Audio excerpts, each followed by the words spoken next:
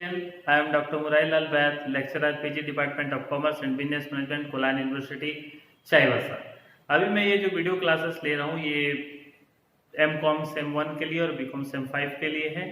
मेरा सब्जेक्ट है financial management और हम चैप्टर जो पढ़ा रहे हैं वो है कॉस्ट ऑफ कैपिटल। इस पे मेरी पहले 4 वीडियो रिलीज हो चुकी है, वो चारों सीक्वेंस वीडियो है, उसको समझना है, चारों को देखना है बराबर। और ये मेरी 5वीं वीडियो है और ये संभवतः हो सकता है ये कॉस्ट ऑफ कैपिटल की अंतिम वीडियो होगी। तो चलिए अभी हम लोग कॉस्ट ऑफ कैपिटल पे बात करते हैं। कॉस्ट ऑफ कैपिटल में हमने पहले आपको पढ़ा दिया है कि कॉस्ट ऑफ डेब्ट कंप्लीट हो गया था हमारा, कॉस्ट ऑफ ओनर्स कैपिटल में हमने प्रेफरेंस शेयर को कंप्लीट किया था और आज हम लोग पढ़ेंगे cost of equity capital and cost of return earning. तो देखिए मैं अभी आपको बोर्ड में जो लिखा है उसको मैं दिखाता हूँ, मैं बताता हूँ आपको।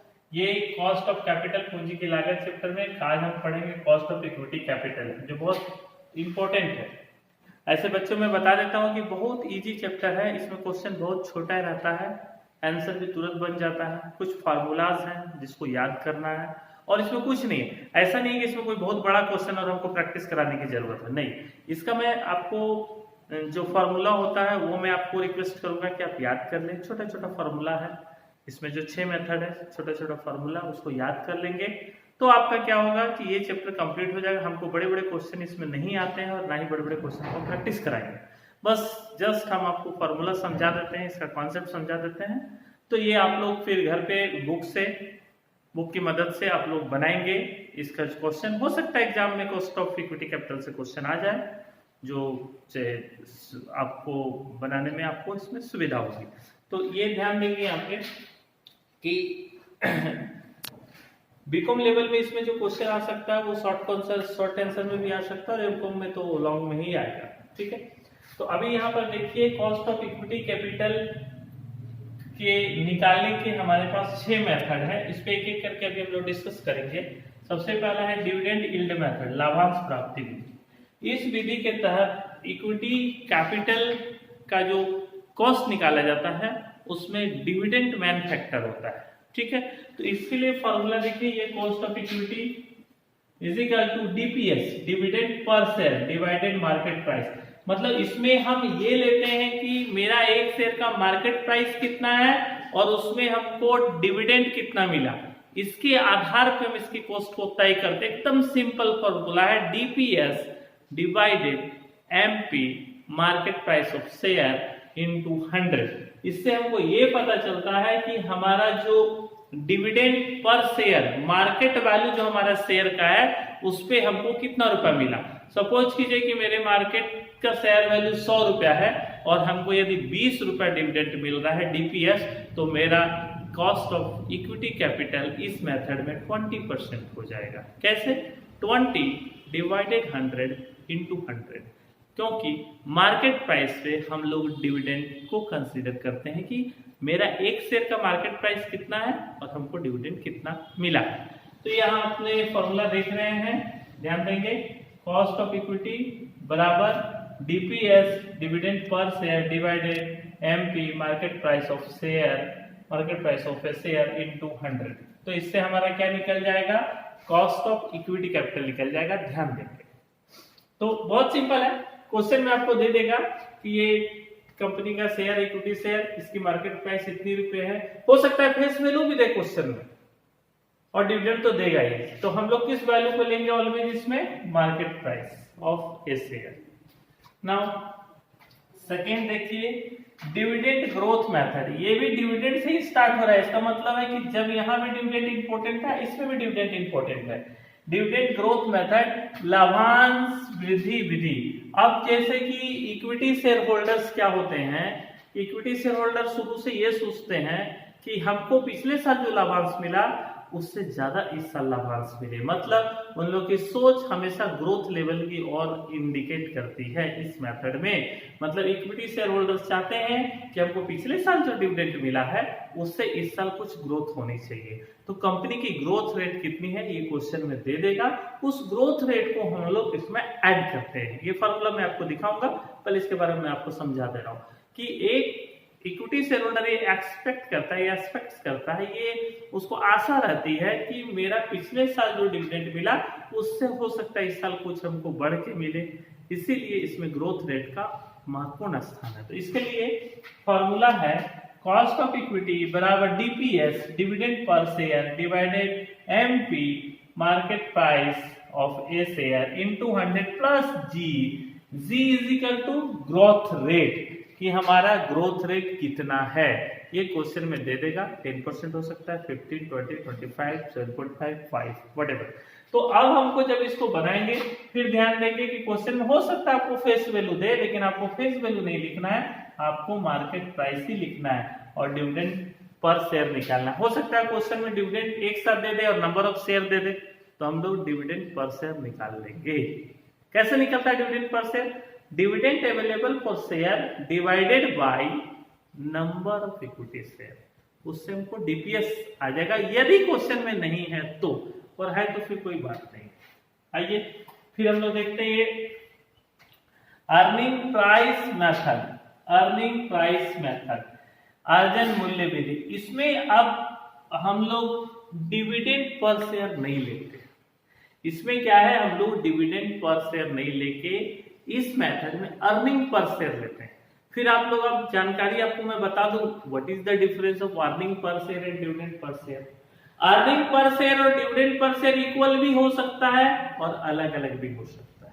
जैसे एक शेयर पे कंपनी ने 5 रुपया कमाया तो वो अर्निंग पर शेयर होगा, लेकिन कंपनी मान लीजिए उस शेयर पे 5 रुपया डिविडेंड डिक्लेयर नहीं की है, 4 रुपया ही डिक्लेयर की पर शेयर पे, तो वहां डीपीएस 4 रुपीज, ईपीएस 5 रुपीज हुआ। कभी कभी कंपनी दोनों एक भी रख सकती ईपीएस एंड डीपीएस, और कभी कभी कंपनी ईपीएस अलग होगा, ईपीएस हमेशा ज्यादा होगा, डीपीएस कम होगा, इसलिए कि कंपनी फ्यूचर के लिए कुछ रिजर्व रखेगी जो उसके इनकम से रखती है, जो अर्निंग पर शेयर में रखेगी, उसके बाद उसको डिविडेंड पर शेयर में बांटेगी। तो ईपीएस का कॉन्सेप्ट को समझने की कोशिश कीजिए। अर्निंग पर शेयर कि एक अंश में कितना रुपया कमाए, मिला या डिविडेंड कितना बटा, वो अलग फैक्टर हो गया, कितना कमाए कैसे निकलेगा।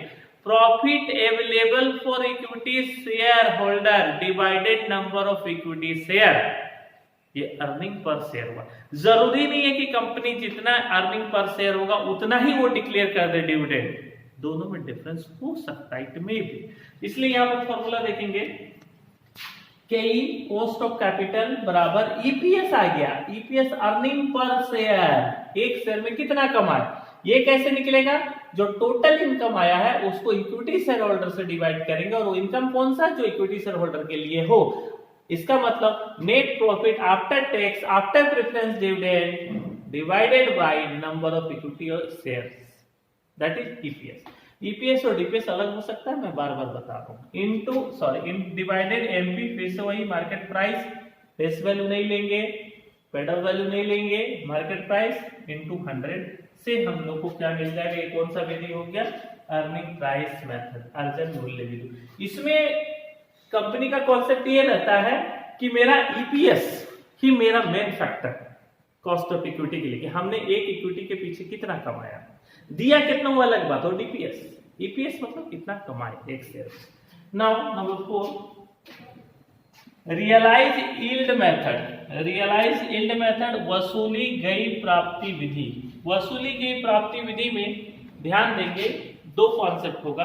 पहले तो मैं बता देता हूं कि वसूली, इक्विटी शेयर कभी भी हम इशू करते हैं तो हो सकता है कि हमको पूरा पैसा नहीं मिले, नेट प्रॉफिट मेरा ऑलवेज भी फेस वैल्यू से कम होगा या मेरे इशू प्राइस से। क्यों ऐसा होता है, क्योंकि जो हम इशू करते हैं उसमें से कुछ पैसे ब्रोकरेज के, कुछ पैसे कमीशन के, कुछ पैसे एडवर्टीजमेंट के, और आइदर कुछ भी खर्चा घटता है। तो जब वो खर्च कम हो जाते हैं, जब वो खर्च को हम लोग घटाते हैं इशू प्राइस से, जितना हमको मिलना चाहिए था लेस, या जितना हमको मिला लेस ऑल द एक्सपेंसेस, तब हमारा क्या आता है उसमें कि हम लोग कितना रुपया एनपी नेट प्रॉफिट आया हमारे पास। इसको दोनों विधि से निकाल सकते हैं। ध्यान देंगे, इधर थोड़ा दिखा रहे हैं आपको, cost of capital dividend per से डिवाइडेड मार्केट प्राइस, या डिविडेंड पर से divided net profit. Net profit के बारे में हमने बताया अभी आपको, नेट प्रॉफिट का मतलब होता है जितना हमको इशू के दौरान पैसा मिला उससे खर्चा घटा के जो मेरे पास नेट आया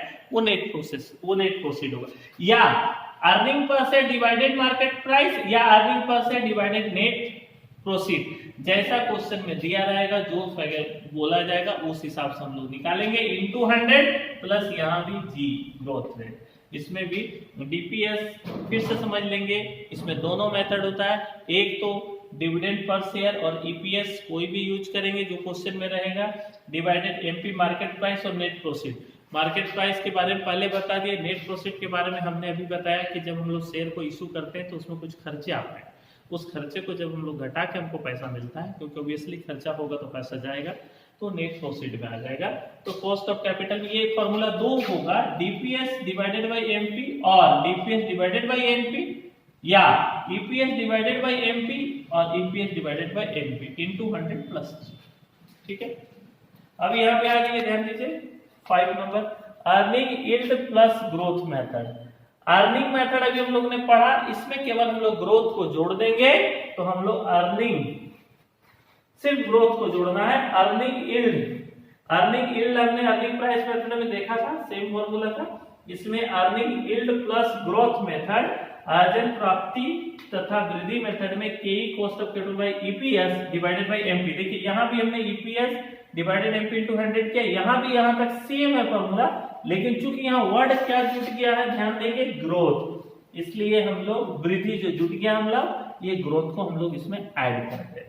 बस इस फॉर्मूला में इतना ही है कि अर्निंग पर शेयर कैसे निकलेगा, मतलब ईपीएस जो हम लोग अर्निंग प्राइस मेथड जो ले रहे हैं, earning yield plus growth method, उसके बारे में इसमें पता है क्या, एकदम सिंपल फॉर्मूला है, छोटा छोटा एकदम तुरंत याद हो जाएगा।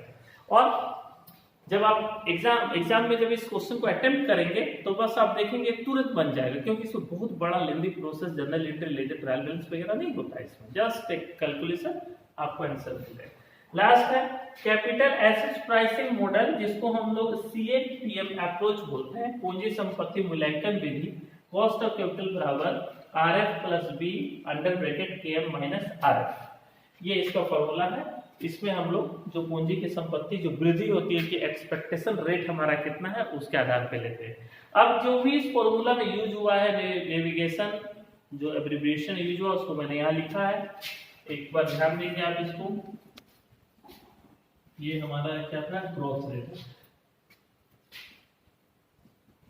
ध्यान देंगे ऊपर से हम लोग देखते हैं K E cost of equity capital, DPS dividend per share, MP market price of a share, EPS earning price per share, NP net proceed, RF जो सबसे लास्ट वाले फॉर्मूला है, rate of return required on risk free investment, and KM required rate of return on market folio, B is equal to beta factor, और G जहां जहां हमने लिखा है वो ग्रोथ रेट को डिनोट करता है।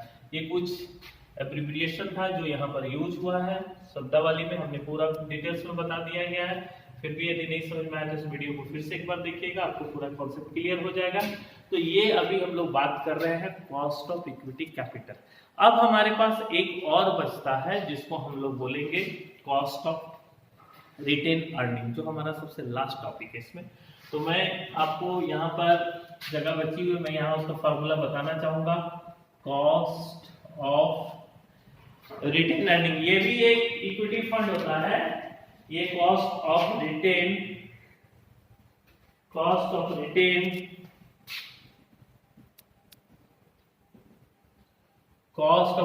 Earning,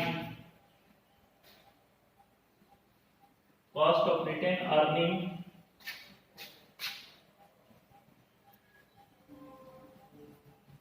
cost of retain earning, ये हमारा, देखिए मैं फिर से आपको एक बार रिपीट करता हूँ, समझाता हूँ।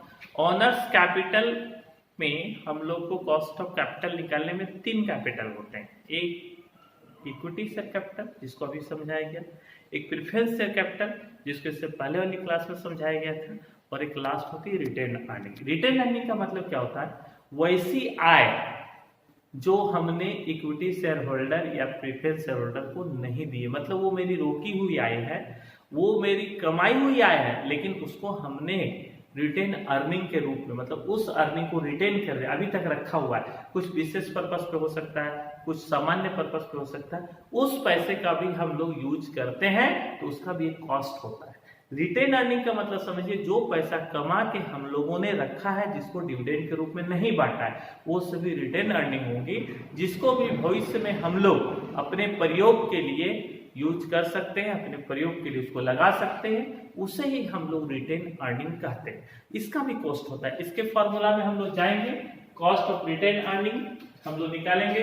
कॉस्ट ऑफ रिटेन अर्निंग का फॉर्मूला हमारे पास तो दिया गया, उसके अंदर साथ में cost of retain earning is equal to K R, cost of retain earning का सिंबल है K R is equal to K 1 minus T, T is equal to tax rate, K 1 minus T 1 minus B, 1 minus B, ये हमारा इसका formula है। इसके बारे में मैं लिख देता हूं कि कौन क्या चीज है ताकि इसको समझने में कोई दिक्कत ना हो। तो सबसे पहले K R is equal to cost of retain earning, now K R हम लोग समझ गए, K is equal to cost of capital, ध्यान देंगे 1 अपनी जगह 1 है, टी इज इक्वल टू हमारा टैक्स का जो रेट है, tax rate of share holder,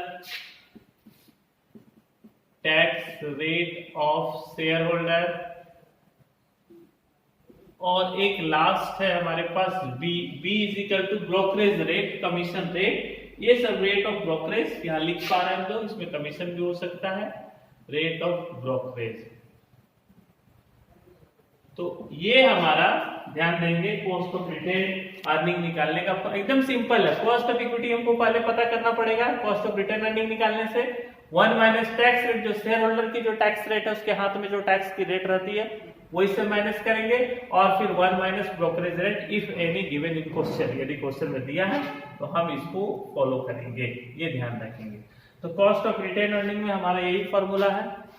तो बच्चों अभी आप लोगों ने देखा, स्टूडेंट्स आपने देखा, इस चैप्टर में मैं इसलिए क्वेश्चन प्रैक्टिस नहीं करा रहा हूं कि सब छोटे छोटे क्वेश्चन सब और आपसे तुरंत बन जाएंगे। केवल आपको कॉन्सेप्ट समझना है कि फॉर्मूला क्या बोलता है, फॉर्मूला के पीछे उसके कॉन्सेप्ट क्या है, और फॉर्मूला आपसे क्या मांगता है, और आपको रिक्वायरमेंट क्या है। तो ये मैंने आपको बता दिया है।